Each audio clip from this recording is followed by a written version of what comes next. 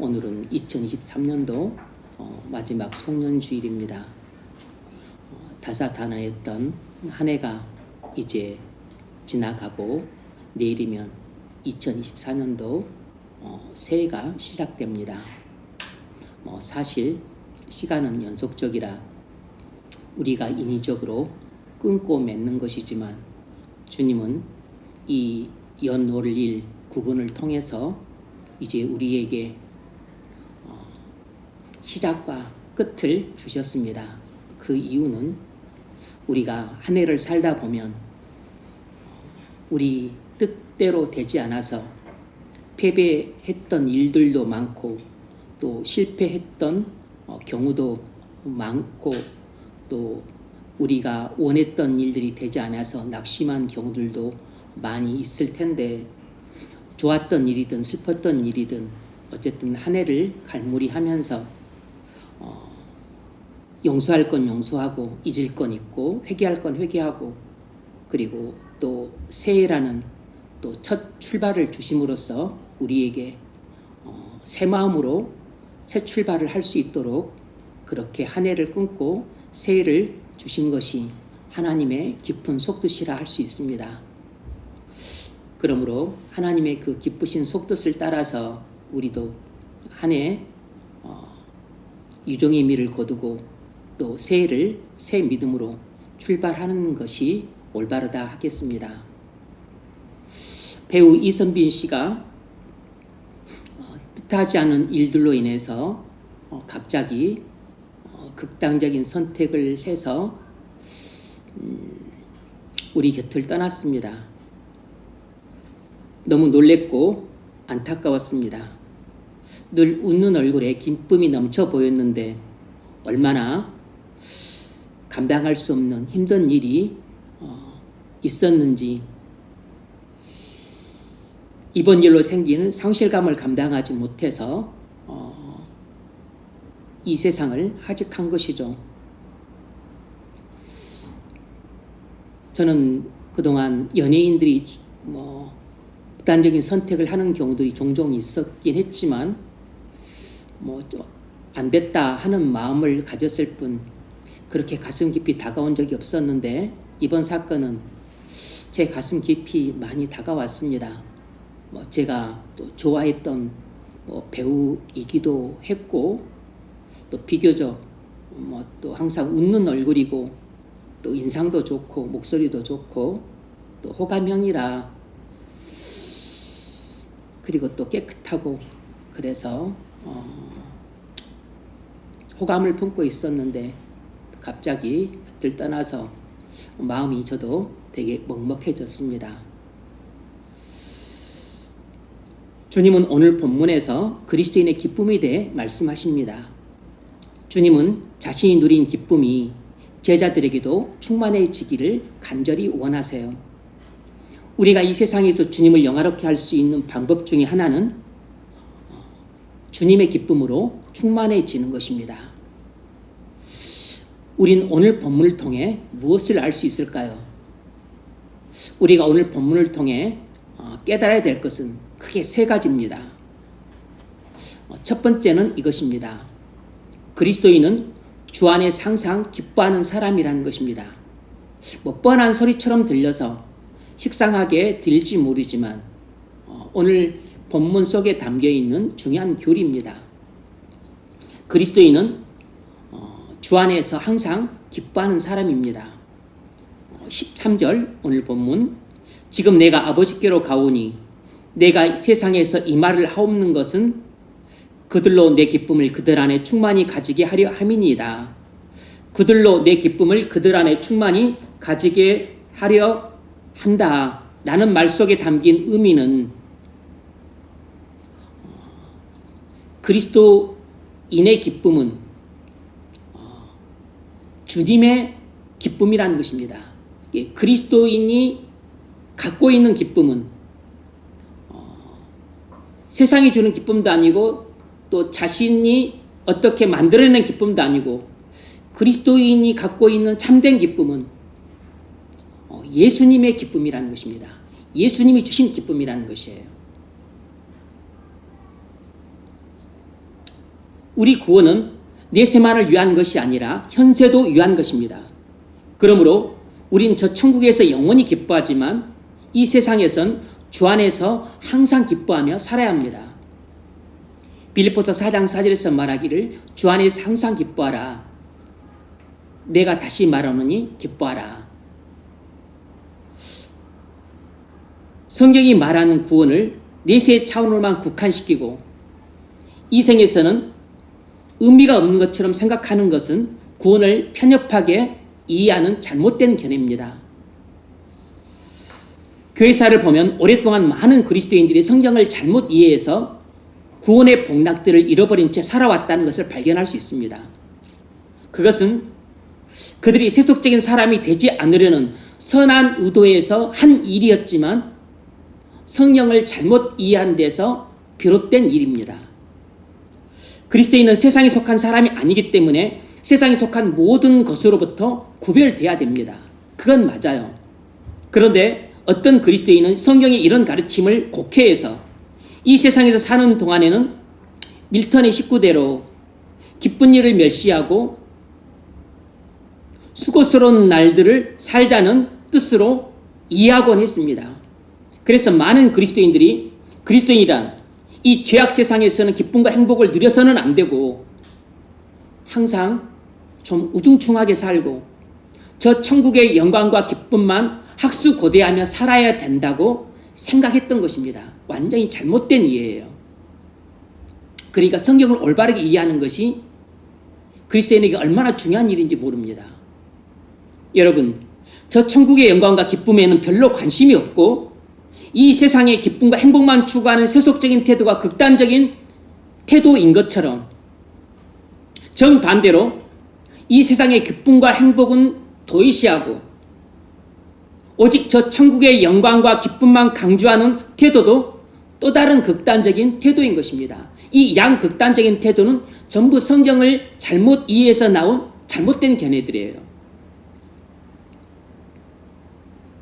우린 이런 양극단적인 태도를 버리고 저 천국의 영원한 기쁨을 바라보고 사모하며 살지만 동시에 지금 우리는 이 세상에서 주 안에서 항상 기뻐하며 살아야 되는 것입니다. 우리는 어느 쪽도 버려서는 안 되고 양쪽을 다 갖고 살아야 돼요. 우리의 눈은 우리의 발은 땅을 딛고 서면서 우리의 눈은 항상 저 천국의 영원한 기쁨과 행복과 그리고 영광을 바라보며 살지만 동시에 우리는 우리의 몸은 이 땅에 있기 때문에 이 땅에 살 때는 주 안에서 항상 기뻐하며 살아야 되는 것입니다. 그래서 우리의 실존적인 삶 속에서는 주님 안에서 기쁨을 추구하는 삶이고 그리고 장차 우리가 천국에서 누릴 삶은 아직 다가오지 않았기 때문에 그것을 먼 발치에서 바라보면서 그런 삶을 사모하고 열망하고 고대하며 사는 것입니다. 우리는 저 천국의 영광과 기쁨도 사모하고 살지만 동시에 이 땅에서 주 안에서 항상 기뻐하는 실존적인 삶도 살아야 되는 것입니다.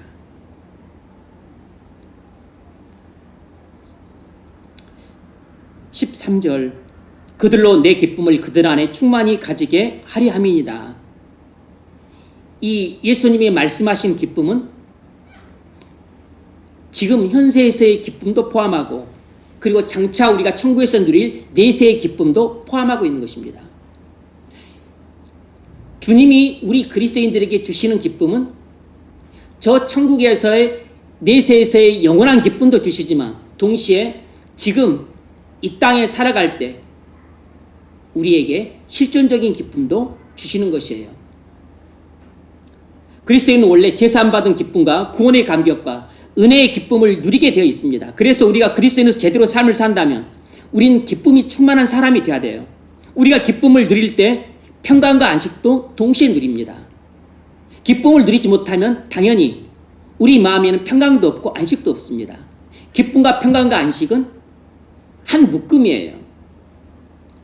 우리가 주님이 주신 기쁨을 누리지 못하고 사는 것은 주님의 영광을 가리우는 삶을 사는 것이라는 걸 알아야 됩니다. 주 안에서 항상 기뻐하는 삶을 사심으로 주님을 영화롭게 할 수 있기를 바랍니다. 두 번째로 그리스도인의 기쁨은 주님이 주신 기쁨이라는 것입니다. 그리스도인의 기쁨은 주님이 주신 기쁨이라는 것이에요. 본문 13절, 내가 세상에서 이 말을 하옵는 것은 그들로 내 기쁨을 그들 안에 충만히 가지게 하려 함이니이다. 여기서 내 기쁨, 내 기쁨이라고 말하고 있는데 내 기쁨이란 예수님의 기쁨이죠. 그러니까 이 말은 예수님이 주시는 기쁨이라는 것입니다. 예수님 안에서 누리는 기쁨이라는 것이에요. 그래서 그리스도인의 기쁨은 예수님이 우리에게 주시는 기쁨입니다.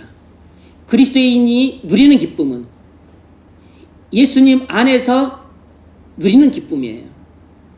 그러니까 그리스도인이 누리는 기쁨은 오직 예수님 안에서 기쁨이기 때문에 예수님과 상관없는 기쁨은 우리가 그런 기쁨도 누릴 수는 있지만 그것은 참된 기쁨은 아닌 것이에요. 우리가 누리는 기쁨에는 두 가지가 있습니다. 예수님이 주시는 기쁨이 있고 이것이 참된 기쁨이고 신령한 기쁨이에요. 그리고 예수님과 상관없이 그냥 우리가 스스로 만들어낸 기쁨, 세상이 주는 기쁨이 있습니다. 그리스도인이 누리는 참된 기쁨이란 이런 세상이 주는 기쁨이 아니고 오직 주님이 주시는 기쁨을 말하는 것이에요. 예수님을 믿지 않는 세상 사람들도 많이 기뻐하고 살고 오히려 우리보다 더 기뻐하며 살기도 합니다. 그러나 예수님 없이 그냥 사람들이 누리는 모든 기쁨은 예수님의 기쁨이 아니고 예수님이 주신 기쁨이 아니기 때문에 신령한 기쁨이 아니에요. 그건 하늘의 기쁨이 아닙니다. 그것은 이 땅에 속한 기쁨입니다. 잠깐 누리다가 없어질 기쁨이에요. 그것은 우리를 멸망으로 이끄는 기쁨입니다. 그것은 썩어 없어질 기쁨이에요. 여기서 예수님은 내 기쁨이라고 말씀하셨는데 이것은 예수님이 누리고 계시는 기쁨인데 그럼 예수님이 누리고 계시는 기쁨이 뭐냐가 그것은 성부, 성자, 성령 삼위일체 하나님 사이에서 연합과 친교를 통해 누리는 예수님의 기쁨이에요. 성부, 성자, 성령 하나님이 완전한 연합 가운데서 완전한 친교를 나눔으로 누리는 그런 신령한 기쁨입니다. 그런 하늘의 기쁨을 예수님이 우리에게 주시겠다는 것이에요. 요한복음 16장 32절에서 예수님이 이렇게 말씀하셨습니다. 보라, 너희가 각각 제 곳으로 흩어지고 나를 혼자 둘 때가 오나니 벌써 왔도다. 그러나 잘 들어보십시오. 내가 혼자 있는 것이 아니라 아버지께서 나와 함께 계시느니라. 요한복음 16장 32절에서 뭐라고 그랬죠? 내가 혼자 있는 것이 아니라 아버지께서 나와 함께 계시느니라. 이 말이 아주 중요하죠. 예수님이 누리시는 기쁨은 하나님 아버지와의 교제와 임재 속에서 하나님 아버지의 임재 속에서 연합과 친교를 통해 누리는 기쁨이라는 것을 알 수 있어요.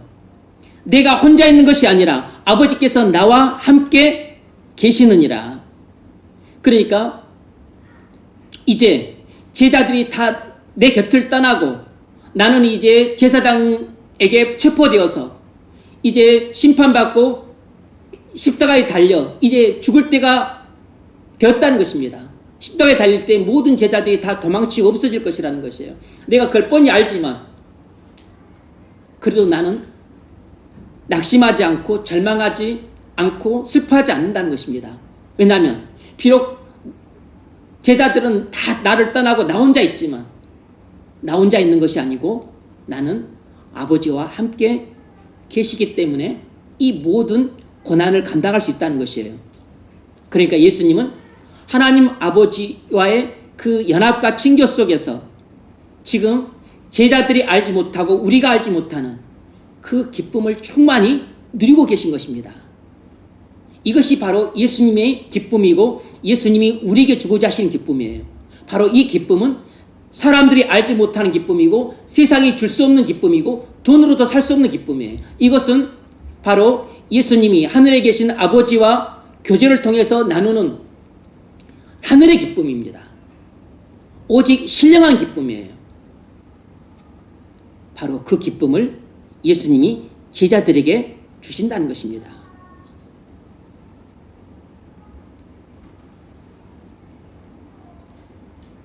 그래서 예수님은 이 땅에서 고통과 슬픔을 많이 겪었지만 기쁨과 평안이 넘쳐서 이겨낼 수 있었던 겁니다.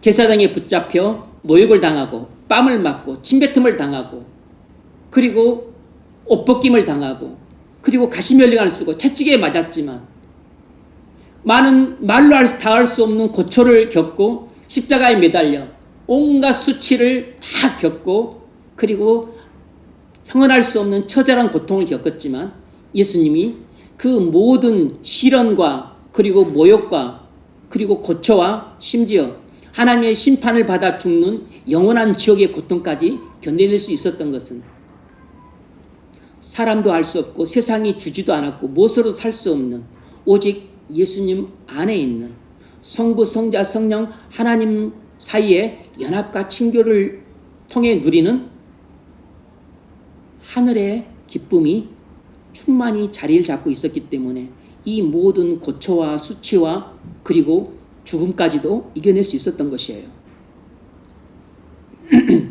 그래서 요한복음 16장 33절에서 주님이 이렇게 말씀하셨습니다. 이것을 너에게 이르는 것은 너희로 내 안에서 평안을 누리게 하려 함이라. 여기서 평안은 기쁨으로 바꿔도 돼요. 왜냐하면 평안은 기쁨과 한통속이기 때문입니다. 이것을 너에게 이르는 것은 너희로 내 안에서 기쁨을 누리게 하려 함이라. 세상에서 너희가 환난을 당하나 담대하라. 내가 세상을 이겼노라. 예수님이 세상의 유혹을 어떻게 이겼습니까? 예수님이 세상의 핍박을 어떻게 이겼죠? 예수님이 세상에서의 고난을 어떻게 이겼습니까? 마음속에 기쁨이 넘쳤기 때문에 이겼습니다. 마음속에 평안이 넘쳤기 때문에 이겼어요. 이것을 너에게 이르는 것은 너희로 내 안에서 평안을 누리게 하려 함이라. 기쁨을 누리게 하려 함이라. 세상에서 너희가 환난을 당하나 담대하라. 내가 세상을 이겼노라.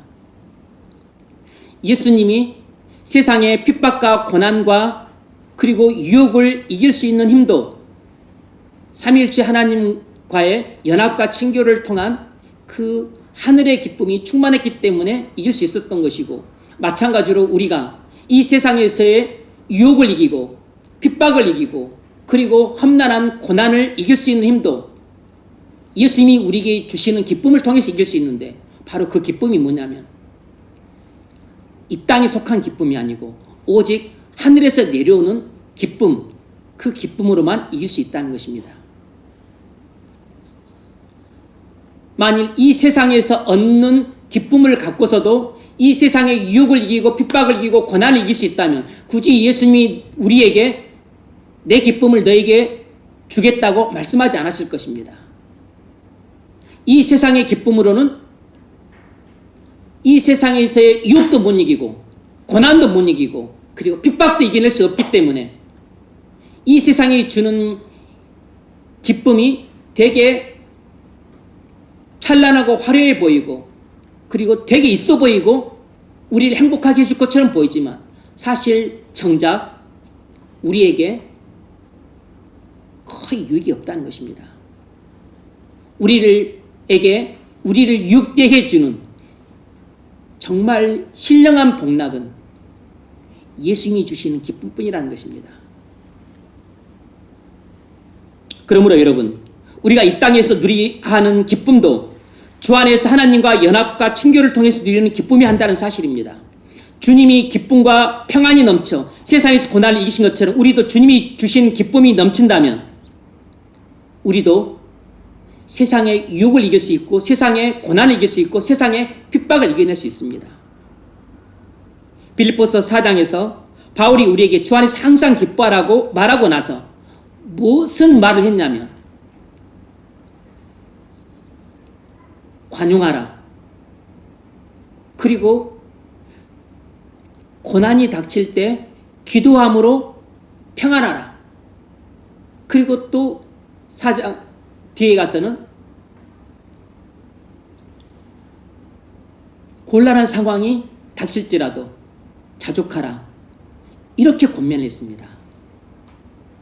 그러니까 지금 바울은 우리에게 관용을 베풀라.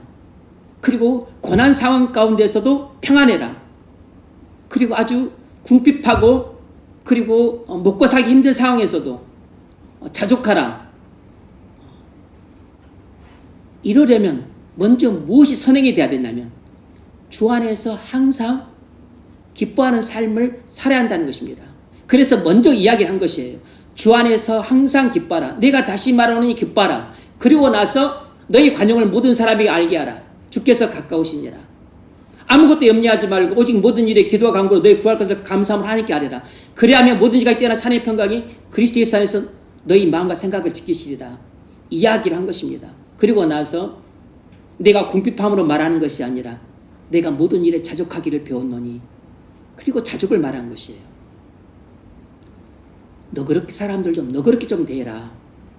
고난이 닥쳤지만 근심만 하지 말고 기도함으로 평안을 좀 얻어라. 그리고 어려운 상황 가운데서도 자족해라.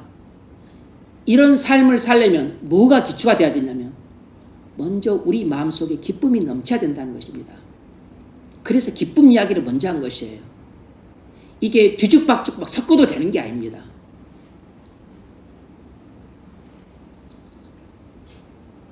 주님이 주신 기쁨이 우리에게 있다면 우리는 다른 사람들을 너그럽게 대할 수 있습니다.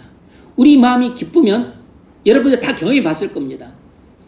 저는 초등학교 때 소풍 가기 전날이 되면 그날이 너무 기쁘고 신나요. 막 너무 신이 나가지고 막 소풍 가기 전날에는 막 잠도 잘 안 와. 너무 막 소풍 가는 것이 기쁘고 즐거우니까. 소풍 날에는 또 엄마가 또 김치 넣고 또 그 김밥을 싸주는데 그 김밥이 너무너무 맛있어. 뭐 이제 사탕도 사고 초콜릿도 사고 뭐 사이다도 사고 해가지고 이제 방에 뒤에 가방에다가 잔뜩 넣어가지고 이제 가는 즐거움도 있지만 어쨌든 소풍 날은 너무 즐거워요. 그래서 그 소풍 가기 전날 밤에는 마음이 너무 기쁘기 때문에 그 초등학생 어린 나이지만 마음이 너그러워져. 누나한테도 내가 뭐 내 사탕도 주고 형들한테도 내 먹을 것도 나눠주고 마음이 한없이 너그러워져. 마음이 기쁘면 너그러워집니다. 여러분에게 주님이 주신 기쁨이 있습니까? 우리가 이 기쁨을 잃고 살아가고 있다면 올해가 가기 전에 이 기쁨을 회복할 수 있기를 바랍니다. 주님이 주신 기쁨이 없으면 무기력하고 무력하게 살 수밖에 없습니다. 우리가 세상의 유혹들을 이길 수 없는 것은 우리 안에 주님이 주신 기쁨이 없기 때문입니다. 우리가 세상의 핍박을 이겨내지 못하는 것은 우리 안에 주님이 주신 기쁨이 없기 때문이에요. 우리가 먹고 싶은 유혹, 쓸데없는 것을 보고 싶은 유혹, 음란한 유혹, 게으른 유혹, 물질에 대한 탐욕을 이기려면 주님이 주신 기쁨이 우리 안에 있어야 됩니다. 새해에는 주님이 주신 기쁨이 충만해져서 세상의 유혹들을 이겨내고 세상의 고난을 이겨내고 그리고 세상에서의 핍박도 넉넉하게 이겨낼 수 있기를 바랍니다. 주님이 주신 기쁨이란 전적으로 하늘에서 내려오는 기쁨입니다. 따라서 그리스도인의 참된 기쁨은 전적으로 하늘에서 내려오는 기쁨이지 세상이 주는 어떤 기쁨도 아닌 것입니다. 그런데 우리는 하늘이 주는 기쁨이든 세상이 주는 기쁨이든 우리는 다 좋다. 우리를 기쁘게 하는 것은 다 좋다. 우리의 사고방식은 이렇게 되어 있어요. 때로는 하늘이 주는 기쁨을 신앙생활을 해도 좀처럼 맛보지 못하니까 마음이 너무 공허해요. 이 공허함을 메꾸기 위해서 우리는 세상이 주는 기쁨을 너무 갈망합니다. 세상이 주는 기쁨으로 우리의 공허한 마음을 채우려고 할 때가 많아요. 이게 우리의 딱한 현실입니다. 하늘에서 내려오는 기쁨으로 우리 영혼을 채워서 만족함을 얻고 그리고 배부름을 얻고 그리고 해가를 얻는다면 우리는 사실상 이 땅이 주는 기쁨을 그렇게 찾으려 가지 않고 그렇게 사모하지도 않고 갈망하지도 않게 돼요. 왜냐하면 이미 하늘이 주는 기쁨으로 내가 배불렀기 때문에 배고프지 않은 것입니다. 내가 하늘이 주는 기쁨으로 이미 내가 넉넉하게 해갈이 되었기 때문에 나는 만족함이 있어요. 그래서 무슨 TV나 영화나 유튜브를 보면서 막 그 안목의 즐거움을 찾으려 하지 않고 또 음란하고 방탕하게 살면서 또 막 탐식하고 살면서 그리고 막 또 물건들을 사재 끼면서 그리고 또 놀러 다니면서 그런 것을 통해서 그런 육신적인 기쁨으로 내 빈 공허한 마음을 채우려고 하지 않아요. 그렇게 쓸데없는 것을 보고서 기쁨을 얻으려고 하고 그리고 음식을 먹으면서 그런 것을 기쁨을 얻으려고 하고 그리고 옷을 사고 가전제품을 사고 쇼핑을 하면서 기쁨을 얻으려고 하고 그리고 여행을 다니면서 기쁨을 얻으려고 하고 그리고 또 이성교제를 통해서 기쁨을 얻으려고 하고 이런 것들은 나쁘다기보다는 주님이 주신 기쁨을 누리지 못해서 빈 마음을 채우려고 하는 안타까운 시도들이에요. 공허한 마음을 이런 세상이 주는 기쁨으로 때우려 가는데 문제는 채워지지 않는다는 것입니다. 왜냐하면 세상이 주는 기쁨은 마치 바닷물을 마시는 것처럼 우리의 목마름을 해갈시켜주는 게 아니라 더욱 목마르게 할 뿐이에요. 해갈시켜 주는 듯 잠깐 하다가 다시 더욱 우리 마음을 목마르게 만들고 공허하게 만들고 그리고 우리의 영혼을 더 고통스럽게 만들어요. 여러분이 그렇게 살고 있지 않습니까? 많은 교인들이 실제로는 그렇게 신앙생활을 하고 있습니다. 왜냐하면 그리스도와 친밀한 교제를 통해서 그리고 주님이 주시는 기쁨을 그렇게 풍성히 누리는 사람들이 많지 않기 때문이에요. 이것이 오늘날 교회의 안타깝고 슬픈 현실이에요.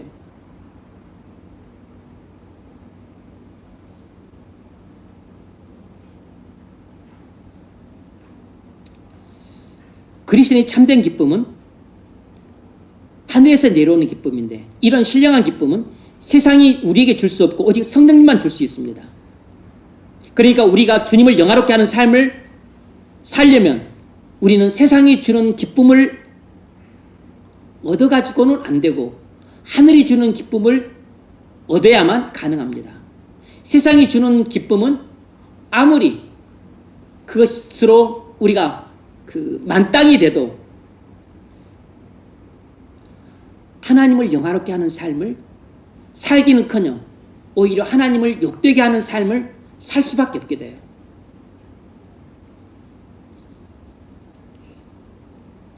예컨대 우리가 많은 돈을 벌면 기쁘겠지만 그 많은 돈이 주는 기쁨만으로는 세상의 유혹들을 절대로 이길 수가 없습니다. 왜냐하면 많은 돈이 주는 기쁨은 세상이 주는 기쁨이라 세상의 유혹을 이길 힘이 자체가 없는 것이에요. 우리 집이 단란하고 행복하면 기쁘겠지만 단순히 단란한 가정이 주는 기쁨만으로는 예수님 말씀에 순종하며 영화롭게 할 수가 없습니다. 왜냐하면 그냥 단란한 가정이 주는 기쁨은 세상이 주는 기쁨이라 예수님 말씀을 순종할 능력을 전혀 주지를 못해요. 단란한 가정이 나쁘다는 것이 아니고 그것은 그냥 예수님 없이 그냥 단란한 가정, 하나님 없이도 얼마든지 행복한 가정이 있을 수 있는데 예수님 없이 단란하고 행복한 가정 그리고 그 단란한 가정이 주는 기쁨은 예수님과 상관이 없는 것이기 때문에 예수님을 사랑할 능력도 못 주고 예수님 말씀에 순종할 능력도 못 줘요. 세상이 주는 기쁨은 신령한 능력이 없는 것입니다. 우리 직장 생활이 잘 풀리면 기쁘겠지만 그런 기쁨만으로는 주님이 우리에게 맡기신 사명을 충성스럽게 감당할 수가 없습니다. 돈이나 가정의 달달함이나 직장 형통함이 주는 기쁨은 환경이 주는 기쁨이지 주님이 주신 기쁨이 아니기 때문에 이런 세상적인 기쁨으로는 세상과 구별된 삶을 살아갈 수가 없어요. 세상이 주는 기쁨 갖고는 절대로 우리 그리스도인들은 거룩한 삶을 살 수가 없습니다. 우리가 거룩한 삶을 살려면 거룩하게 살 수 있는 능력을 우리에게 줘야 되는데 그 능력은 주님이 주신 기쁨을 통해서만 얻을 수 있어요. 환경이 주는 기쁨은 한계를 지닌 일시적인 기쁨이기 때문에 세상에서 겪는 고난을 이길 힘이 없습니다. 그래서 우리가 아무리 맛집 가서 맛있는 것들을 잔뜩 먹어도 우리가 저녁 때 말씀을 묵상할 마음이 안 생기는 것입니다. 내가 밤에 재밌는 영화를 2편씩이나 냅다들이 봤어도 그래서 아주 재밌었다, 감동적이었다, 막 눈물 찍찍 짜고 그랬어도 다음날 새벽에 일찍 일어나서 기도의 자리로 나갈 마음을 조금도 안 줍니다. 오히려 더 늦잠 자게 만들고 오히려 더 탐식하게 만들고 그리고 오히려 더 죄악의 늪에 빠뜨릴 뿐이에요. 배우 이선빈 씨가 마약 사범으로 몰리다가 증거가 없으니까 불륜권을 흘려서 망신을 주고 그에게 광고와 영화 위약금까지 물려야 될 부담이 생기자 극단적인 선택을 했다는 보도가 나왔습니다. 고인은 경찰이 여사장 말만 믿고 자기 말은 안 믿어서 억울하다는 신명을 피해야겠어요. 그런데 그는 아카데미상을 4개 부분을 수상한 영화 기생충의 주연 배우로 나와서 일약 세계적인 스타로 발돋움을 했어요. 그때 얼마나 기쁘고 행복했겠습니까? 자기가 출연한 작품이 그것도 세계적인 유명세가 있는 아카데미상을 받대. 그것도 작품상, 감독상 엄청 중요한 상을 다 받았어요. 4개나 수상을 했습니다. 우리나라 최초예요. 아시아 최초입니다. 근데 그 작품의 주연 배우였어요. 주연 배우. 그러니까 그 기쁨과 감격과 행복이 얼마나 컸겠어요. 그것을 누려본 배우들이 몇 명이나 되겠습니까? 배우 전성기를 구가하면서 세계 스타 반열에 올랐잖아요. 하지만 월드스타가 된 기쁨도 잠시일 뿐 이번 일로 인한 커다란 충격을 전혀 이겨내지 못했습니다. 제 개인적으로도 좋아했던 배우였기 때문에 너무 안타깝고 그리고 슬프고 먹먹해요. 여러분, 이처럼 환경이 주는 기쁨은 이 세상에서 겪는 고난과 불행을 이길 능력이 전혀 없습니다. 돈 때문에 기뻐하고 그리고 얘들이 성공해서 기뻐하고 또 내 사업이 잘 돼서 기뻐하고 또 새 집을 사서 기뻐하고 집을 샀는데 또 2배로 떼어가지고 또 이익을 많이 봐서 기뻐하고 또 애인을 만나서 서로 데이트해서 기뻐하고 사랑하는 사람 만나서 결혼해서 기뻐하고 여러분 그런 기쁨들이 10개, 100개가 생겨도 그것은 우리로 하여금 거룩하게 살아갈 능력을 눈꽃만큼도 못 줍니다. 왜냐하면 환경이 주는 기쁨은 항상 한계를 지닌 제한적인 기쁨이기 때문이에요. 항상 잠깐만 기쁨을 줄 뿐 우리에게 아무것도 변화시켜주지 못하는 일시적인 기쁨이기 때문입니다. 그러니까 여러분이 여행을 아무리 일주일을 다니고 외국을 한 달을 다녀와도 그래서 뭔가 조금 기분 전환은 될 수 있지만 그러나 여러분의 공허한 마음을 더욱 공허하게 만들고 그리고 여러분의 황폐한 마음을 더욱 황폐하게 만들 뿐 여러분을 단 1cm도 하나님 앞으로 나가게 하지는 못해요.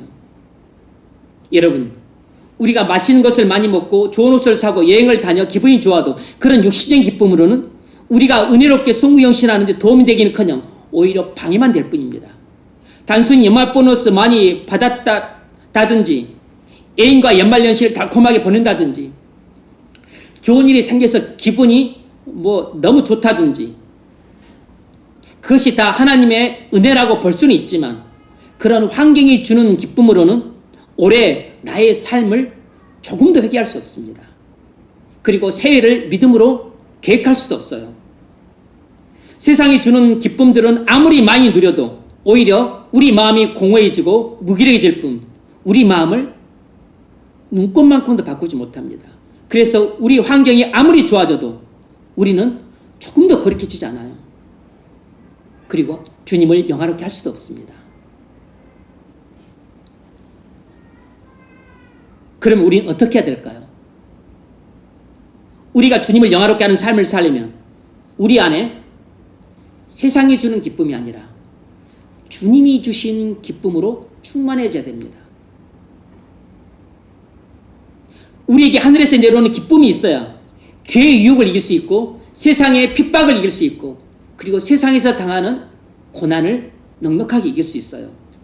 한나는 오랫동안 불임으로 인해 고통과 슬픔을 겪다가 기도를 통해 사매를 얻었습니다. 한나는 사매를 얻은 기쁨을 이렇게 노래했어요.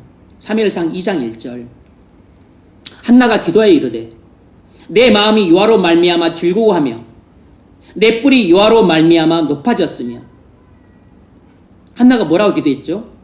내 마음이 여호와로 말미암아 즐거워한다 이렇게 말하고 있습니다. 뭐라고 그러지 않았죠? 내가 아들 사무엘을 얻어서 제 마음이 너무 즐겁습니다 이렇게 말하지 않았어요. 아들 사무엘을 인하여서 얻어서 마음이 즐겁습니다 이렇게 말하지 않고 여호와를 인하여 내 마음이 즐겁다 그랬습니다. 내 뿔이 여호와로 말미암아 높아졌으며 내 입이 연수들을 향하여 크게 열렸으니 이는 내가 주의 구원으로 말미암아 기뻐함이니이다. 한나는 아들 사무엘을 얻어서 기뻐하는 것도 있지만 그러나 아들 사무엘을 얻어서 기뻐한 것보다 한나가 궁극적으로 더 기뻐했던 것은 기도를 통해서 하나님을 만나고 그리고 하나님이 어떤 분이신지를 알게 되고 그리고 자신을 향한 하나님의 큰 사랑을 깨달음으로 말미암는 기쁨이 훨씬 더 컸던 것입니다. 그것을 한나는 오늘 이 사무엘상 2장 1절에서는 주의 구원이라 표현하고 있어요. 주의 구원. 내가 주의 구원으로 말미암아 기뻐함입니다. 여호와와 같이 거룩하신 이가 없으시니 이는 주밖에 다른 이가 없고 우리 하나님 같은 반석도 없으십니다. 어떻게 이렇게 한나가 여호와를 잘 알게 되었죠? 기도를 통해 하나님을 만났기 때문입니다. 그래서 하나님을 만나서 하나님을 알게 된 것이에요. 그래서 하나님을 만난 것도 기쁨, 알게 된 것도 기쁨, 무엇보다도 자신을 향한 하나님의 깊은 사랑을 깨달은 것도 기쁨이 된 것이에요. 한나의 기쁨은 단지 아들 사무엘을 얻은 기쁨이 아니고 넘어서서 하나님을 얻은 기쁨이었습니다. 한나가 누린 기쁨은 하나님과 친교를 통해 얻은 초월적인 기쁨이었기 때문에 그토록 얻기를 원했던 아들을 다시 하나님께 바쳐버린 것입니다. 아들 달라고 그렇게 울고 불고 하나님께 통사정하고 애원하고 간구를 했는데 그렇게 해서 어렵게 얻은 그 아들을 다시 하나님께 바쳐버린 것입니다. 어떻게 그게 가능했죠? 하나님이 주신 기쁨으로 한나가 충만했기 때문에 자신의 생명보다도 소중하고 그리고 자신의 눈에 넣어도 아프지 않을 만큼 사랑스러운 그 아들을 자신이 끼고 살지 않고 그것을 아들보다 더 사랑하는 하나님께 자기가 사랑하는 아들을 바쳐버린 것입니다. 사무엘상 1장 26절 한나가 이르되 나는 여기서 내 주 당신 곁에 서서 여호와께 기도하던 여자라. 나는 기도하는 여자라. 27절 이 아이를 위하여 내가 기도하였더니 내가 구하여 기도한 바를 여호와께서 내게 허락하신지라. 내가 구하여 기도한 바를 여호와께서 내게 허락하신지라. 한나에겐 주님이 주신 기쁨이 충만했습니다. 아들을 얻은 육신적인 기쁨도 있었지만 오히려 기도를 통해 하나님을 만나고 하나님을 알게 되고 하나님의 자신에 대한 하나님의 깊은 사랑을 깨닫게 된 그 신령한 기쁨이 아들을 얻은 육신의 기쁨보다 훨씬 컸다는 사실을 알아야 됩니다. 한나의 기쁨은 단순히 불임에서 아들을 낳은 기쁨 그 정도가 아니었어요.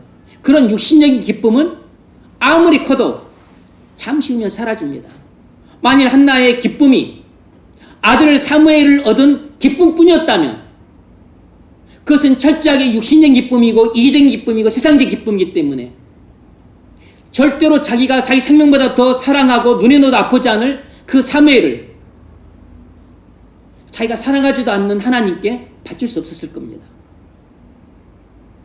자기가 자기 목숨보다 더 사랑하는 자기 아들 사무엘을 하나님께 아낌없이 바칠 뿐만 아니라 기뻐하며 바치고 즐거워하며 바치고 찬양과 감사함 가운데 바칠 수 있었던 것은 한나가 가지고 있었던 기쁨은 아들을 얻은 그런 육신적인 기쁨도 없었던 건 아니지만 그러나 이것과는 비교할 수 없을 정도로 한나의 마음속에 차고 넘쳤던 기쁨은 바로 하나님을 만남으로 인해서 하늘에서 내려오는 신령한 기쁨이 그의 안에 충만했기 때문이에요. 절대로 아들을 얻은 그 기쁨 갖고는 자기 아들을 하나님께 바칠 수가 없어요.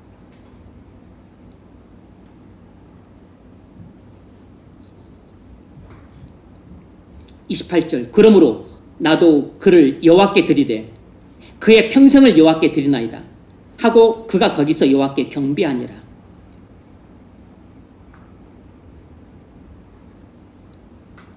하늘에서 내려온 신령한 기쁨이 있었기 때문에 한나는 주의 인자가 생명보다 낫다는 진리를 깨닫고 자신의 생명보다 나은 주의 인자에 감사해서 생명보다 소중한 아들을 하나님께 아낌없이 그것도 찬양과 감사와 기쁨과 즐거움 가운데 바칠 수 있었던 것입니다. 여러분, 신령한 기쁨이란 이런 위대한 능력이 있는 것이에요. 신령한 기쁨이란 우리로 하여금 못하는 일이 없게 만듭니다. 여러분, 우리에게도 한나처럼 기도를 통해 하나님을 만나 하나님의 사랑을 흠뻑 받아서 기쁨이 넘치기를 바랍니다. 그러면 우리도 우리 생명보다 더 소중한 아들 같은 보화를 하나님께 기쁨과 감사와 찬양 가운데 바칠 수 있습니다. 사랑하고 기뻐하는 사람에겐 어려운 일이 없는 법입니다. 우리가 하나님을 사랑하고 기뻐하기만 한다면 우리는 얼마든지 우리가 사랑하는 하나님께 우리 생명보다 더 귀한 그 하나님의 인자를 내게 주셨기 때문에 우리 몸을 하나님이 기뻐하시는 거룩한 산 제물로 바칠 수 있어요. 문제는 우리가 하나님을 사랑하고 기뻐하지 않으니까 아들처럼 소중한 보화를 하나님께 바치는 헌신된 삶을 살지 못하는 것입니다. 여러분, 자기 기쁨과 만족을 버리고 철저히 하나님을 기쁘시게 하는 삶을 살고자 한다면 먼저 여러분이 하나님과 친교를 통해 기쁨으로 충만해지십시오. 그러면 자기 기쁨과 만족과 행복을 버리고 철저히 하나님을 기쁘시게 하는 삶을 살기 시작할 것입니다. 한나의 자기 기쁨과 만족과 행복을 버리는 자기 부인과 헌신은 한나가 누렸던 신령한 기쁨에서 나왔습니다. 우리도 날마다 이런 신령한 기쁨을 누림으로 자기 기쁨과 만족과 행복을 버리는 자기 부인과 헌신의 삶을 살 수 있기를 주의 이름으로 축원합니다. 바울은 로마 감옥에 갇혀 있으면서도 감옥 생활의 고독과 불편과 고통을 이겨내고 4권의 서신서를 기록하면서 쉬지 않고 전도하고 쉬지 않고 자기가 돌보는 양떼들을 위해서 기도하고 쉬지 않고 사람들을 만나면서 목회를 계속해서 했습니다. 뿐만 아니라 죽음도 무서워하지 않고 참수형을 당하기까지 주님께 충성할 수 있었던 원동력이 무엇이었겠습니까? 그것 또한 바울 안에 있었던 넘치는 신령한 기쁨이었어요. 바울 안에 샘솟는 신령한 기쁨이 있었습니다. 빌립보서 1장 3절, 내가 너희를 생각할 때마다 나의 하나님께 감사하며 간구할 때마다 너희 무리를 위하여 기쁨으로 항상 간구하며. 뭐라 그랬죠? 바울은 빌립보 교인들을 위해 기도할 때 항상 기쁨이 넘쳐서 기도했다는 것입니다.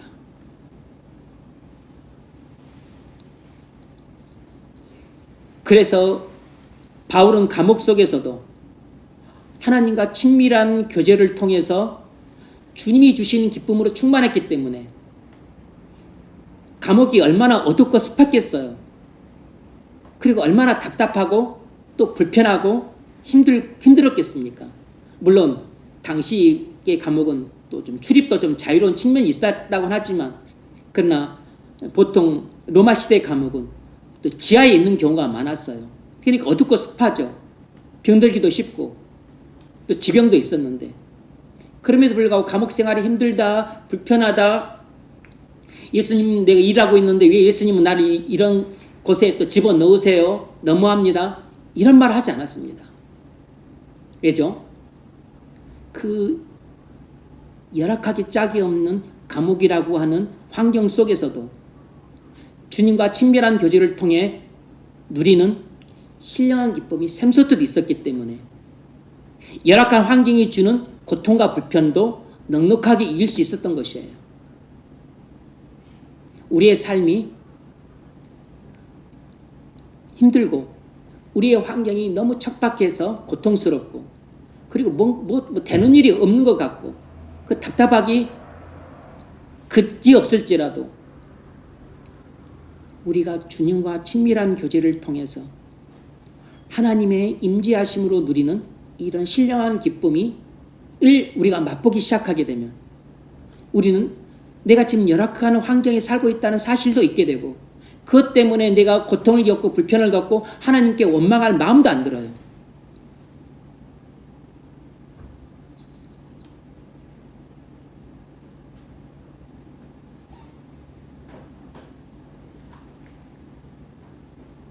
우리도 마음속에 주님이 주신 기쁨이 넘칠 때 우리 자신뿐만 아니라 다른 사람들을 위해서도 기쁨으로 기도할 수 있습니다.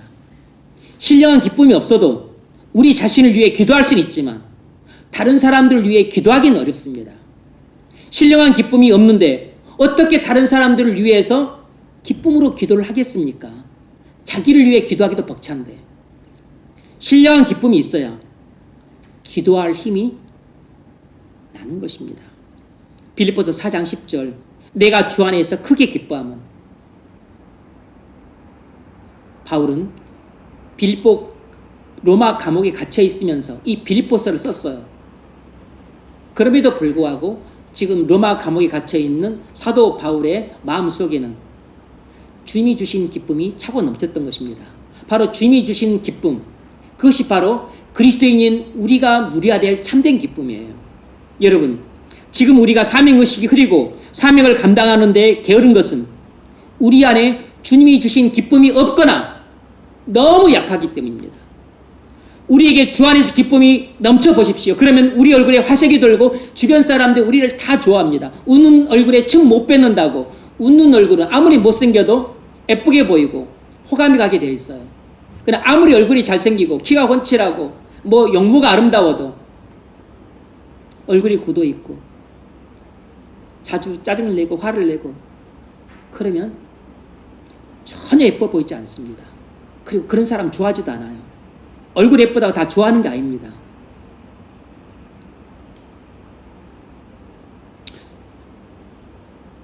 주 안에서 기쁨이 충만해야 직분도 충성스럽게 감당하고 구령의 열정이 붙어서 많은 사람들의 생명을 주님께 인도할 수 있습니다.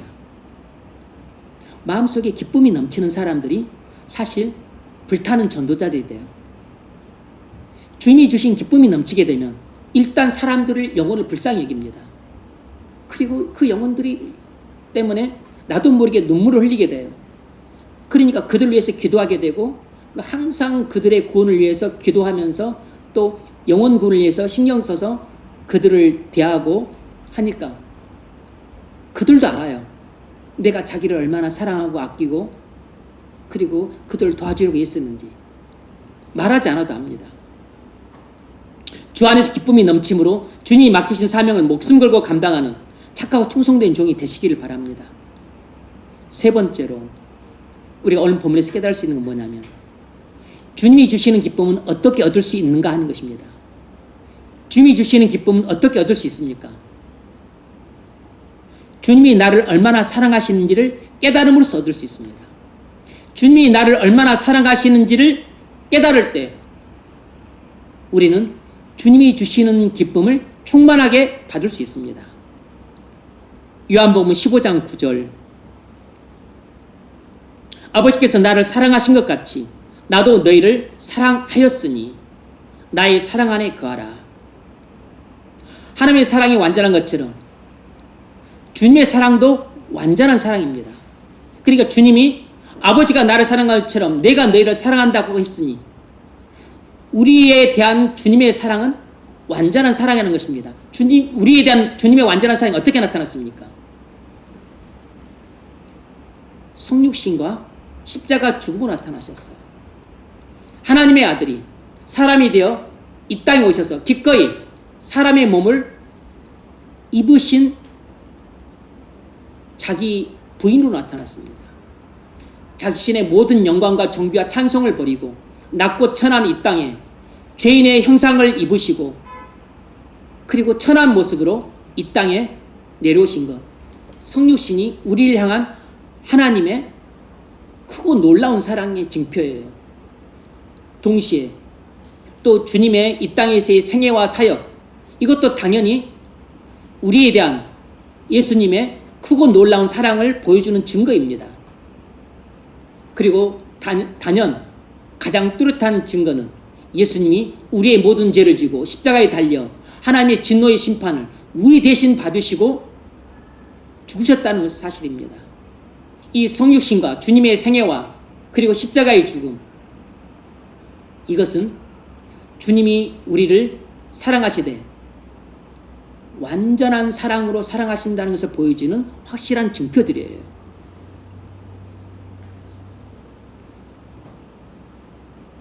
지금 여러분이 주님을 별로 사랑하지 않는다면 자신의 형편없고 그리고 식어 빠진 사랑을 생각하지 마세요. 그건 별로 중요하지 않습니다. 우리가 이렇게 형편없는 사람에도 불구하고 우리를 사랑하시는 주님의 완전한 사랑을 생각하십시오. 그러니까 우리의 포커스가 주님에 대한 나의 식어 빠진 사랑에 맞춰지면 안 되고, 나의 사랑은 식어 빠지고 쓰레기 같지만 쓰레기 같은 나를 무슨 보배나 되는 것처럼 아낌없이 사랑하시고 완전한 사랑으로 사랑하시는 주님의 완전한 사랑에 포커스를 맞추고 바라보십시오. 구원이란 과거에 내가 어떤 사람이었고 지금 내가 어떤 사람인가 하는 것과는 아무 상관없습니다. 주님이 나를 영원히 사랑하신다는 것을 믿는 것이 구원이에요. 구원은 과거의 나가 어땠든 그리고 지금 내 모습이 어땠든 상관없이 주님이 나를 영원 전부터 영원까지 사랑하신다는 것을 믿는 것입니다. 주님이 나를 완전히 사랑하시는 것이 믿어지면 나도 모르게 내 안에 주님이 주신 기쁨이 흘러 들어오게 되어 있습니다. 주님의 사랑이 믿어질 때 주님이 내게 주시는 기쁨도 동시에 흘러 들어오는 것이에요. 그러므로 주님에 대한 우리의 미약한 사랑을 크게 하려고 애를 쓰면 쓸수록 오히려 더 실패하게 되고 낙심만 커지게 됩니다. 그러지 말고 예수님이 나를 얼마나 사랑하시는지를 깨닫는 데 주력하십시오. 하나님의 아들이 우리를 구원하기 위해 세상에 오셨습니다. 성육신 하시고 십자가에서 죽으셨어요. 우리의 구원은 전적으로 예수님께 달려있는 것이지 우리의 노력에 달려있지 않습니다. 우리의 구원은 전적으로 예수님의 성육신과 십자가의 죽음에 달려 있어요. 그러니까 그것만 쳐다보고 그것만 생각하고 그리고 그것만 기억하시면 됩니다. 예수님이 여러분을 얼마나 사랑하신지를 깨달으십시오. 예수님의 사랑이 깨달아지고 믿어지기 시작하면 나도 모르게 은혜의 통로를 통해서 기쁨이 내게 파이프로 흘러 들어오게 돼요. 그래서 기쁨이 서서히 흘러 들어오면서 이것이 처음에는 발목, 그 다음에 무릎, 허리, 그리고 가슴, 나중에는 머리 위까지 차고 넘치게 됩니다. 에베소서 3장 18절 능히 모든 성도와 함께 지식에 넘치는 그리스도의 사랑을 알아. 바울은 에베소 교인들에게 위해 기도할 때 그리스도의 사랑을 철저하게 깨닫기를 기도했어요. 그리스도의 사랑을 알되 그 넓이와 길이와 높이와 깊이의 어떠함을 깨달아 하나님의 모든 충만하신 것으로 충만케 하시기를 구하노라 이렇게 기도했습니다. 여기서 주목해야 될 단어는 그리스도의 사랑과 그리고 하나님의 충만하심이라고 하는 단어예요. 우리가 그리스도의 사랑을 깨닫게 되면 하나님은 하나님의 충만하신 것으로 우리를 충만케 하세요. 그런데 하나님의 충만하신 것이 무엇입니까? 그건 당연히 뭐 진리도 있고 지식도 있고 겸손도 있고 또 뭐 사랑도 있고 그리고 온유도 있고 자비도 있지만 거기에는 기쁨도 있는 것이 기쁨도. 그러니까 우리가 그리스도의 사랑을 알면 알수록 하나님의 충만한 기쁨이 우리 안에 충만하게 된다는 것입니다. 능히 모든 성도와 함께 지식에 넘치는 그리스도의 사랑을 알아. 그 넓이와 길이와 높이의 깊이의 어떠함을 깨달아. 피상적으로 알면 안 되고 그리스도의 사랑을 확실하고 분명하게 깨달아야 된다는 것입니다. 그것이 믿어져야 된다는 것이에요. 그러면 하나님의 모든 충만하신 것으로 우리가 충만함을 받게 된다는 것이에요. 하나님이 주신 기쁨으로 충만하게 될 것입니다. 그렇다면 우리가 주님의 사랑을 깨닫고 주님의 기쁨을 누리기 위해서 실제로 해야 될 일이 무엇일까요? 우리가 주님의 사랑을 깨닫기 위해서 그리고 우리가 주님의 사랑으로 충만해지기 위해서 해야 될 일이 무엇일까요? 크게 두 가지가 있습니다. 하나는 성경을 묵상하는 것입니다. 성경을 묵상하는 것이에요. 오늘 본문 13절에서도 그 의미가 나와 있습니다. 내가 세상에서 이 말을 하옵는 것은 그들로 내 기쁨을 그들 안에 충만히 가지게 하려 함이니이다. 여기서 내가 이 세상에서 이 말을 하옵는 것은 이 말 속에는 주님의 기쁨이 우리 안에 충만해지는 길이 나와 있어요.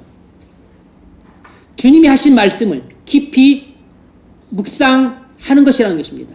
우리가 주님이 하신 말씀을 깊이 묵상할 때 주님의 기쁨이 우리 안에 충만하게 된다는 것입니다. 마틴 로이드 존스 목사님은 요한복음 강의에서 이렇게 말했습니다.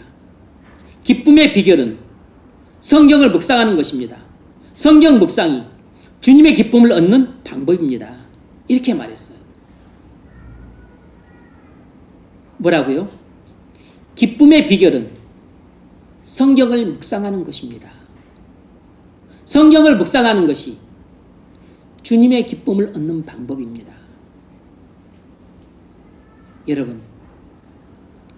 여러분이 아마 주님이 주시는 기쁨을 거의 누리고 살고 있지 못했다면 그것은 필시 여러분이 성경을 묵상하지 않았을 것입니다. 성경을 묵상했어도 가뭄에 콩나듯 묵상했거나 아니면 수박 거달기식으로 대충 묵상했기 때문일 것이에요. 만일 우리가 성경을 깊이 있게 온전히 묵상을 했다면 우린 주님이 주시는 기쁨을 반드시 맛보게 되어 있습니다. 그래서 시편 119편 97절에서 시인은 이렇게 말합니다. 내가 주의 법을 어찌 그리 사랑하는지요. 내가 그것을 종일 묵상하나이다. 여기서 중요한 단어는 사랑과 묵상이라는 단어예요. 우리는 성경을 사랑해야 성경을 묵상하게 되었습니다. 반대로 성경을 묵상할 때 성경에 대한 사랑이 깊어지게 돼요. 선순환이 되는 겁니다. 그리고 성경을 사랑해서 성경을 묵상하게 되고 또 성경을 묵상하게 되면 성경을 더욱 사랑하게 됩니다. 그렇게 되면 또 어떤 결과가 오냐면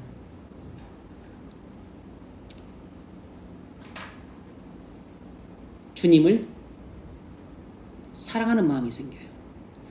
주님을 사랑하는 마음이 더 깊어집니다. 왜냐하면 성경을 사랑하는 마음과 그리고 주님을 사랑하는 마음은 똑같기 때문이에요. 우리가 주님에 대한 사랑이 식으면 성경에 대한 사랑도 그대로 식습니다. 주님을 사랑할 마음이 없으면 절대 성경 안 읽습니다. 주님에 대한 사랑이 식으면 예전에 성경을 열심히 묵상했던 사람도 묵상을 안 합니다.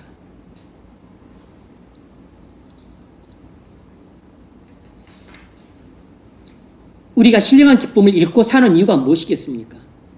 성경을 묵상하지 않기 때문이에요. 우리가 성경을 묵상하는 것을 방해하는 것들이 무엇이죠? 우리가 성경을 묵상하는 것을 방해하는 것들이 참 많습니다. 그것들을 전부 피해야 됩니다. 그것들을 하나하나 죽여야 돼요. 그것이 바로 영으로서 몸행실을 죽이는 것입니다. 로마서 8장 13절 영으로서 몸행실을 죽이면 살리니. TV가 방해가 된다면 TV를 피하십시오.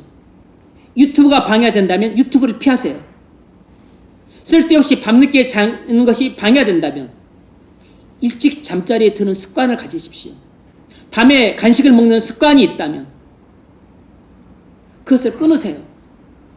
게을러 사기 싫다면 여러분 몸을 쳐서라도 묵상의 자리에 앉는 습관을 들이기 시작하십시오. 시편 1편 1절 복 있는 사람은 악인의 꾀를 따르지 아니하며 죄인들의 길에 서지 아니하며 오만한 자의 자리에 앉지 아니하고 오직 여호와의 율법을 즐거워하여 그 율법을 주야로 묵상하는 자로다. 여러분 뭘 할 수 있습니까? 오직 여호와의 율법을 즐거워하여 그 율법을 주야로 묵상하는 자로다. 하나님 말씀을 즐거워해야 하나님 말씀을 묵상하게 됩니다. 근데 이게 또 역도 성립한다고요. 하나님 말씀을 묵상해야 하나님 말씀을 더욱 즐거워하게 돼요. 그러니까 하나님 말씀을 별로 즐거워하지 않는다고 해서 묵상하지 않으면 하나님 말씀을 더 안 즐거워하게 돼. 하나님 말씀을 더 안 즐거워하게 되니까 오히려 내일은 하나님 말씀을 묵상하기가 더 싫어. 이것이 악순환이 되면 내년에는 하나님 말씀을 더 묵상하기 싫어지는 것입니다. 그래서 반드시 고리를 끊어야 돼요. 고리는 하나님을 사랑하는 마음을 하나님께서 먼저 주시든지 아니면 그냥 내가 말씀에 순종해서 묵상을 시작을 했는데 묵상 중에 하나님께서 하나님을 사랑하는 마음을 주셔서 그래서 하나님을 더욱 사랑하게 되고 그래서 하나님을 또 다시 묵상하게 되고 그래서 하나님을 더 사랑하게 되고 하나님 말씀을 더 즐겁게 묵상하게 되고 이렇게 선순환이 되든지 어쨌든지 간에 이 악순환의 고리는 반드시 오래 끊으시기 바랍니다. 시편 63편은 다윗이 사울에게 쫓겨나면서 유대 남부 네게브 사막에서 지은 시예요. 다윗은 황량한 광야에서 하루하루 연명하는 도망자의 삶을 살고 있었지만 마음속에 기쁨이 넘쳐 흘렀습니다. 왜죠? 하나님 말씀을 묵상했기 때문이에요. 다윗은 묵상을 통해 하나님의 임재 속에서 하루하루 살아가고 있었기 때문에 척박한 환경 속에서도 기쁨이 넘쳤습니다. 시편 63편 1절을 보면 그 표제가 이렇게 되어 있습니다. 다윗의 시 유다 광야에 있을 때에 1절 하나님이여 주는 나의 하나님이시라. 내가 간절히 주를 찾되 물이 없어 마르고 황폐한 땅에서 내 영혼이 주를 갈망하며 내 육체가 주를 앙모하나이다. 다윗은 비록 광야라는 척박한 환경 속에서 하루하루 연명하고 있지만 하나님에 대한 사랑이 뜨겁게 불타오르고 있었습니다. 2절 내가 주의 권능과 영광을 보기 위하여 이와 같이 성소에서 주를 바라보았나이다. 성소란 말이 중요하죠. 하나님이 임재하시는 장소를 성소라고 부를 수 있습니다. 지금 다윗은 자신의 묵상의 자리를 성소라고 부르고 있고 기도의 자리를 성소라고 부르고 있어요. 그러니까 무슨 말이죠? 다윗은 지금 하나님이 임재하는 가운데 묵상을 하고 있고 그래서 하나님이 임재하시는 가운데 기도를 하고 있기 때문에 본인의 묵상의 자리가 성소고 본인의 기도의 자리가 성소인 것이에요. 여러분, 우리가 하나님의 임재 가운데 묵상하고 있으면 바로 그곳이 성소입니다. 우리가 기도할 때 하나님이 임재하고 계시면 바로 거기가 성소인 것이에요. 하나님이 나를 찾아오신 것이고 나를 만나고 계신 것이고 내게 말씀하고 계신 것이고 그리고 나에 대한 하나님의 사랑을 깨닫게 주시는 자리인 것입니다. 그곳이 성소예요. 여러분에게 성소가 있습니까? 여러분에게도 성소가 있냐고. 다윗은 여러분 이제 이스라엘은 이렇게 길쭉하게 생겼잖아요. 동쪽으로 보면 여러분 이렇게 보시면 이쪽 서쪽이 지중해, 이쪽 동쪽이 홍해 이렇게 되는데 이렇게 이제 산맥이 있어서 근데 이 남쪽은 전부 네게브 넓은 사막이에요. 그리고 이제 사해부터 요단강, 갈릴리 중부와 북부는 비교적 살만한 곳입니다.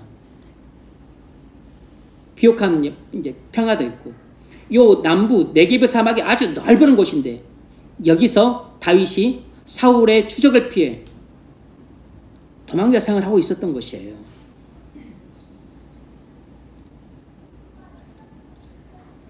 그런데 다윗은 이 황량하기 짝이 없는 모래바람 부는 이 광야 그 척박한 곳이었지만 하나님이 임재하시니까 자신이 앉아서 묵상하는 그 자리가 성소가 된 것입니다. 여러분, 성소가 얼마나 거룩한 곳입니까? 얼마나 영광스러운 자리예요. 하나님의 긍휼과 은혜가 부어지는 장소입니다.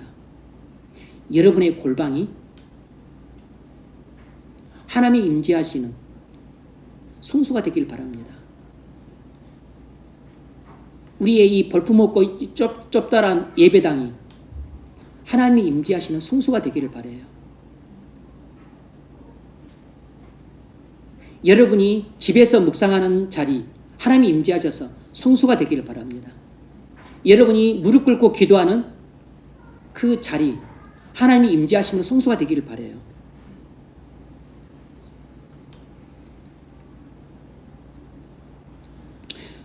(3절) 주의 인자하심이 생명보다 나음으로 내 입술이 주를 찬양할 것이라. 다윗이 묵상과 기도 가운데 주의 인자하심이 자신의 생명보다 존귀하다는 진리를 깨닫고서 기쁨이 넘쳐서 찬양을 하고 있습니다. 주의 인자하심이 생명보다 나음으로, 그 복음성가도 있죠. 주의 인자가 생명보다 나음으로 내 입이 주를 찬양할 것이라. 이름으로 나의 평생에 주를 송축하며 주의 이름으로 내 손 들리라.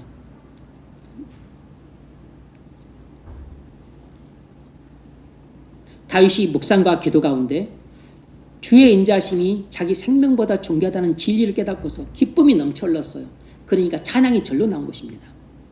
기쁨이 넘치면 노래가 절로 나옵니다. 기쁨이 넘치면 콧노래가 나와요. 우리가 그러지 않습니까? 기쁨이 넘치면 노래가 나옵니다. 야고보서에서도 5장에서 그렇게 고민했잖아요. 누가 기뻐하는 자가 있느냐? 저는 찬송할 것이요. 누가 고난당하는 자가 있느냐? 저는 기도할 것이라. 기쁘면 노래가 나오는 것입니다. 이러므로 나의 평생에 주를 송축하며 주의 이름으로 말미암아 나의 손을 들리이다. 골수와 기름진 것을 먹은 것 같이 나의 영혼이 만족할 것이라. 자족이 나오죠. 자족. 나의 입이 기쁜 입술로 주를 찬송하되 마음속에 기쁨이 넘치는 것입니다. 왜죠? 묵상을 통해서 주의 인자가 내 생명보다 낫다는 진리를 깨달아서 기쁨이 넘치는 것이에요. 기도를 통해서 하나님을 만나고 하나님의 음성을 듣고 하나님과 친밀한 교제를 나누기 때문에 하나님이 임재하시는 그 기도의 자리에서 그가 기쁨을 맛보고 있는 것입니다. 내가 나의 침상에서 주를 기억하며 새벽에 주의 말씀을 묵상할 때 하오리니, 여기에 묵상이라는 단어가 나오죠. 여기에 묵상이란. 이 6절이 중요해요. 6절이. 내가 나의 침상에서 주를 기억하며 뭐죠? 기도하는 거예요. 기도. 뭐 묵상이라 할 수도 있습니다. 기도하는 것입니다. 기도. 내가 나의 침상에서 주를 기억하면 뭐 하겠어요? 기도하고 있는 것이에요. 새벽에 주의 말씀을 묵상할 때 새벽에 주의 말씀을 묵상한다는 것입니다. 어떻게 다윗이 기쁨이 넘쳤습니까? 묵상을 했기 때문에 기쁨이 넘쳤습니다. 기도를 했기 때문에 기쁨이 넘쳤어요. 묵상과 기도의 자리에서 떠나지 않았기 때문에 다윗의 마음속에는 사람이 줄 수도 없고 세상이 알 수도 없는 하늘이 주는 신령한 기쁨으로 차고 넘쳤습니다. 그래서 네게브 사막이라고 하는 그 척박한 환경에서도 그가 낙심하지 않고, 그리고 죽을 고비를 수도 없이 넘기는 그런 구사일생의 삶을 여러 번 겪었지만 그것 때문에 하나님을 원망하지 않았어요. 여러분, 우리가 묵상을 통해 하나님과 친밀한 교제를 나눌 때 하나님이 주시는 기쁨이 있습니다. 이 하늘에서 내려오는 기쁨이 있을 때 우린 세상의 고통과 슬픔을 이길 수 있어요. 여러분, 묵상하십니까? 묵상하면 주님이 주신 기쁨이 있어서 척박한 환경에서 겪는 고통과 불행을 이길 힘이 생깁니다. 믿음도 자라서 고난도 극복해요. 묵상을 하지 않으면 하늘문이 열리지 않기 때문에 하늘이 주는 기쁨을 얻지 못합니다. 그러면 고난도 극복할 힘을 얻지 못해요. 묵상하지 않는 사람은 겉모습은 멀쩡하지만 속은 텅 비어있는 속빈 강정호 같기 때문에 확 휘어잡으면 뚝 부러지는 것입니다. 속빈 강정 같기 때문에 고난이 확 휘어잡으면 부러져요. 유혹이 확 잡으면 부러집니다. 사단이 확 미혹으로 부러잡으면 부러집니다. 핍박이 오면 확 부러져요. 이런 사람이 불신자와 결혼하게 되면 신앙을 잃습니다. 묵상을 하십시오. 그러면 주님의 완전한 사랑을 깨닫고 기쁨으로 충만하게 될 것입니다. 열악한 환경을 극복할 능력이 생겨요. 말씀 묵상은 진리의 보고를 여는 황금 열쇠입니다. 새해는 말씀 묵상이나 황금 열쇠를 갖고서 진리의 보고를 열어서 기쁨으로 충만함을 얻으시기 바랍니다. 우리가 어떻게 주님의 사랑을 깨닫고 주님이 주신 기쁨으로 충만해질 수 있는가? 첫 번째는 성경을 묵상하는 것이라고 그랬어요. 두 번째는 성경 묵상을 통해서 깨달은 진리를 실천하는 것입니다. 이건 또 다른 것이에요. 많은 사람들이 성경을 묵상하고 진리를 깨닫는 것으로만 그치는 경우가 많아요. 이건 반쪽짜리 묵상입니다. 말씀을 묵상해서 진리를 깨닫고 결심한 것들을 실천 사항들을 적는 것까지는 좋은데 대부분이 거기서 멈춰버리는 경우가 많습니다. 그건 반쪽짜리 묵상입니다. 그래도 기쁨을 우리가 맛볼 수 있고 주님의 사랑을 또 우리가 맛볼 수 있지만, 그러나 깊지 못하고 넓지 못하고 풍성하지 못해요. 왜냐하면 반쪽짜리니까. 우리가 주님의 사랑을 온전히 깨닫고 그리고 주님이 주시는 기쁨으로 충만해지려면 반드시 묵상을 통해서 진리를 깨달을 뿐만 아니라 그 깨달은 진리를 실천해야 됩니다. 그리고 결심한 실천 사항들을 하나 둘씩 실천을 해야 돼요. 시편 1편 2절 오직 여호와 율법을 즐거워하여 그의 율법을 주야로 묵상하는도다. 여기서 묵상이라는 단어가 중요해요. 3절 그는 시냇가의 신문나무와 시절을 쫓아 과실을 맺으며 그 잎사귀가 마르지 같으니 그 행사가 다 형통하리로다. 여기서는 열매라는 단어가 중요합니다. 열매. 2절에서는 묵상, 3절에서는 열매라는 단어가 중요해요. 그러니까 우리에게 여기서 열매는 말씀 묵상을 통해 맺는 열매입니다. 다시 말하면 말씀 묵상을 통해 맺는 열매는 말씀 묵상을 통해서 성령께서 역사하셔서 우리의 마음속에 맺혀주시는 열매를 말합니다. 다시 말하면 갈라디아서 6장, 5장에 나오는 성령의 열매를 말하는 것이에요. 그러니까 우리가 하나님 말씀을 묵상을 하게 되면 성령이 역사하셔서 진리를 깨닫고 으름으로 우리에게 성령의 열매, 그 기쁨이라고 하는 그런 열매들을 맺게 하세요. 그런데 뿐만 아니라 우리가 성경을 묵상함을 통해서 깨달은 진리를 실천하고 또 우리가 내가 이렇게 살아야 되겠다, 내가 이렇게 습관을 고쳐야 되겠다 해서 내가 결심한 실천 사항들을 하나씩, 둘씩, 셋씩 이렇게 실천해 나갈 때 나를 향하신 주님의 사랑이 더 구체적이고 세밀하고 섬세하게 느껴질 뿐만 아니라 주님이 내게 주신 기쁨이 더욱 배가가 되고 충만해지는 것입니다. 여러분, 묵상을 통해 깨달은 진리를 실천하면 기쁨으로 충만해집니다. 우리가 묵상을 통해 결심한 실천 사항들을 성령의 인도를 따라서 하나하나 실천해 가면 성령이 주시는 열매인 기쁨을 맛보게 돼요. 갈라디아서 5장 22절 오직 성령의 열매는 사랑과 희락과 화평과 여러분 성령의 열매가 9가지가 언급되는데 성령의 열매가 9가지라는 뜻이 아니고 성령의 열매는 원어에는 단수로 나와 있어요. 그러니까 성령이 주시는 열매는 하나입니다. 하나. 성령이 우리에게 역사에서 맺게 하시는 열매는 하나예요. 하나. 우리의 성품이라고 하는 하나입니다. 우리의 인격이라고 하는 하나예요. 그래서 우리의 그 인격에는 사랑이라고 하는 성품이 있고 그리고 희락, 기쁨이라고 하는 성품이 자리를 잡는 것입니다. 그런데 묵상을 하지 않으면 이런 성령이 우리 안에 맺혀주시는 인격이라는 열매가 이렇게 커지 않고 좁쌀만해집니다. 좁쌀만. 눈에 보일까 말까 티끌만해지는 것이에요. 눈꽃만해지는 것입니다. 이 눈꽃만해지는 이 열매 속에 그럼 사랑이라는 것은 눈곱의 눈꽃만큼 있는 것이고 기쁨이라는 것도 눈곱의 눈꽃만큼 있는 것입니다. 그래서 우리 인격의 크기가 다 다른 것이에요. 키 크기는 대체로 그냥 고만고만 도토리 키재기지만 우리 인격의 크기는 좁쌀부터 호박, 수박, 지구, 온 우주 이런 정도로 엄청난 차이가 나는 것이에요. 다만 우리 눈에 안 보일 뿐인 것이지.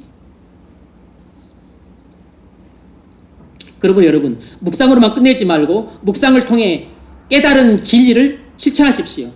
결심한 실천사항들을 하나씩 성령의 감동을 따라 실천하십시오. 그러면 우리에게 엄청난 믿음의 성장과 함께 그리고 꾸준하고 지속적이고 매일 같은 삶의 변화가 나타납니다.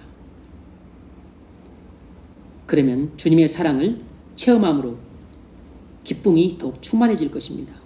말씀을 맺겠습니다. 오늘은 송년주일입니다. 은혜 가운데 송구영신하시기를 바랍니다. 무엇보다도 참된 기쁨으로 올해 유정의 미를 거두고 새해를 여시기 바랍니다. 그러려면 성소라 불리는 묵상의 자리와 기도의 자리로 나오셔야 돼요. 그것 없이는 이 올해를 유정의 미를 거둘 수도 없거니와 내년 새해 믿음으로 계획하고 열 수도 없어요.